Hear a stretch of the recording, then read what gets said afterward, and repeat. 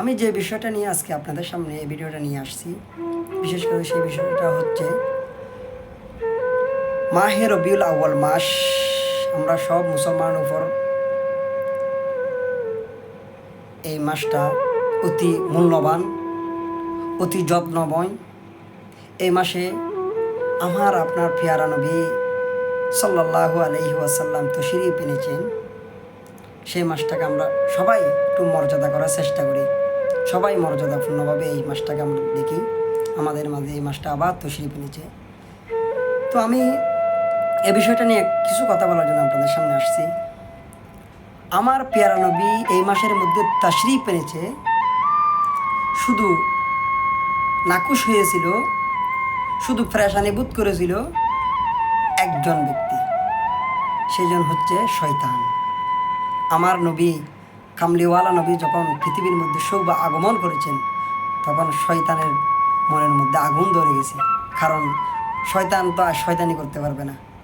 আমার পেয়ারা নবী যখন পৃথিবীর মধ্যে সৌবা আগমন করেছে, যে সেই বিষয়টা নিয়ে আজকে শয়তানের এমন কিছু এবং সর্দার মার্দার বানিয়েছে। শয়তানি করার জন্য কিছু মানুষকে এমনভাবে দায়িত্ব দিয়ে ফেলছে। শয়তান এখন অনেক রেস্টের মধ্যে আছে, তবে যাদেরকে দায়িত্ব দিয়েছে তারা শয়তানের থেকে বেশি শয়তানি করতেছে। আপনারা দেখবেন একটু, এই মাসের মধ্যে আমরা সবাই খুশি হয়ে ঈদে মিলাদুন্নবী করি এবং মাহফিল করি এবং তাবরুকের ব্যবস্থা করি। এবং আমরা বিশেষ করে একটা জিনিস করি, যেটা পায়ে হেঁটে একটা জুলুসের ব্যবস্থা করি। আমরা ছোট্ট থেকে বড় পর্যন্ত সবাইকে একটু তালিম দিই। আমার নবীর শিক্ষা কেমন ছিল, আমার নবীর দৈনন্দিন জীবন কেমন ছিল, আমার নবীর আখলাকের হাসানা কেমন ছিল, আমার নবীর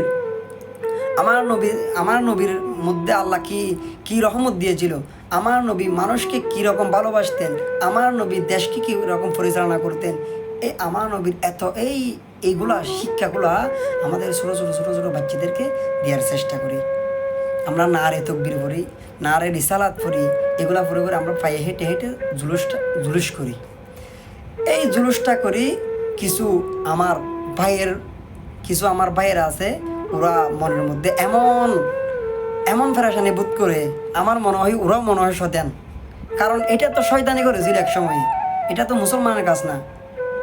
কারণ এটা শয়তানের কাজ ছিল। আমার নবী আসার সাথে সাথে ওর মুখটা ফেরাসান করে ফেলছে।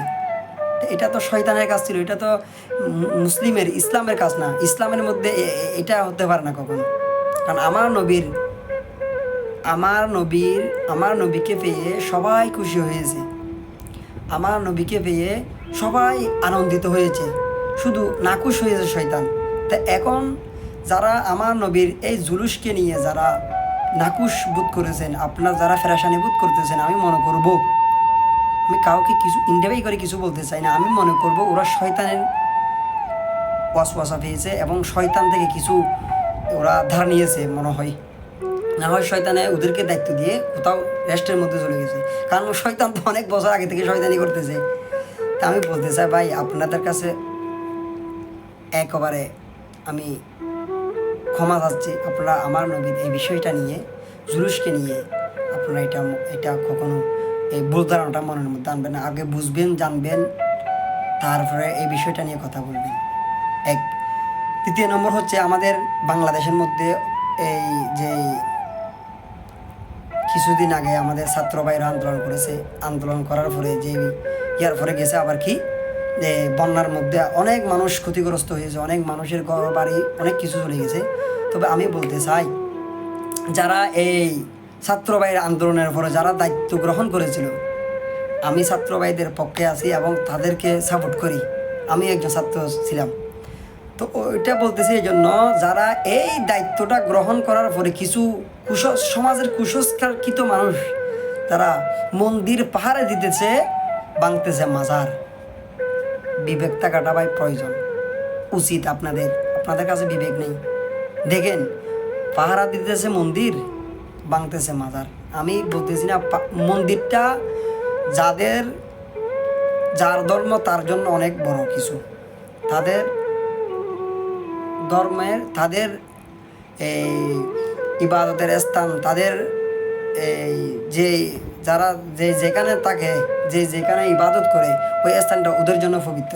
আমরা কারো ইবাদতের স্থান আমরা আঘাত করতে আমরা এটা বলিও নাই, বলবো না ইনশাল্লাহ, কারণ এটা আমাদের পক্ষে সম্ভব না কাউকে ছোটো করে কথা বলা, কাউকে কিছু বলা। তা আমি বলতে চাই ওইটা যারা আপনারা মাজার হক্কানি রব্বানি আল্লাহর আউলিয়া কেরামদের যে মাজারের মধ্যে আপনারা আক্রমণ করতেছেন, এটাকে আপনারা ঠিক করতেছেন। আপনারা মাথার মধ্যে একটু মাথার রাত্রে ঘুমার সময় মাথার মধ্যে একটু খেলিয়েন, মাথাটা দিয়ে একটু চিন্তা ভাবনা করিয়েন আপনারা যে কাজটা করতেছেন এটা কি ভালো কিনা। এটা আমি মনে করি, আমার দৃষ্টিতে আমি মনে করি এটা ভালো না। কারণ একটু আল্লাহর আউলিয়া কেরাম, কিছু কিছু বন্ড আউলিয়া আছে আবার যাদেরকে এমন নামের মধ্যে অমুকসা তমুকসা, এটা খাল্লি বাল্লি, যেটা আল্লাহর হক্কানি রব্বানি আউলিয়া কেরাম যাদের মাধ্যমে বাংলাদেশের মধ্যে ইসলাম প্রচার করেছিল, যাদের মাধ্যমে বাংলাদেশের মধ্যে কালমার দাওয়াত দিয়েছিল, যাদের মাধ্যমে বাংলাদেশের মধ্যে প্রতিটা মানুষেরকে আখলাক শিখিয়ে দিয়েছে, তাদের মাজারের মধ্যে আক্রমণ কখনো করবেন না, তাদের মাজারের মধ্যে কখনো হাত দিবেন না। তারা তারা তারা আল্লাহর পছন্দনীয় বান্দা, তাদেরকে আল্লাহ পছন্দ করে এই দেশের মধ্যে পাঠিয়েছেন। তা এক একজন আল্লাহর ওলি ইয়েমেন থেকে এসেছেন, ইউরোপ গিয়া আপনার তারপর সাজিস্তান থেকে এসেছেন, বিভিন্ন দেশ থেকে এসে বাংলাদেশের মধ্যে ইসলামের প্রচারের জন্য যাদের বউ বেটি সব কিছু ত্যাগ করে বাংলাদেশের মধ্যে এসে ইসলাম প্রচার করে দিয়েছে। বিভিন্ন দেশের মধ্যে খাওয়া দাওয়া গরিবে নওয়াজ রহমতুল্লাহ আলাই ইন্ডিয়ার মধ্যে গেছেন ইসলাম প্রচার করার জন্য। এটা আল্লাহর হুকুম, আল্লাহ পাঠিয়েছে। সেটা এরকম কখনো আল্লাহর হক্কানি রব্বানি আউলিয়াদের মাজারের উপর কখনো আক্রমণ করিয়েন না, আমি সবার কাছে অনুরোধ করতেছি। আমার এই কথার মধ্যে যদি ভুল ত্রুটি হয়ে থাকে একটু ক্ষমার দৃষ্টিতে দেখবেন। আসসালামু আলাইকুম ওয়া রাহমাতুল্লাহি ওয়া বারাকাতুহু।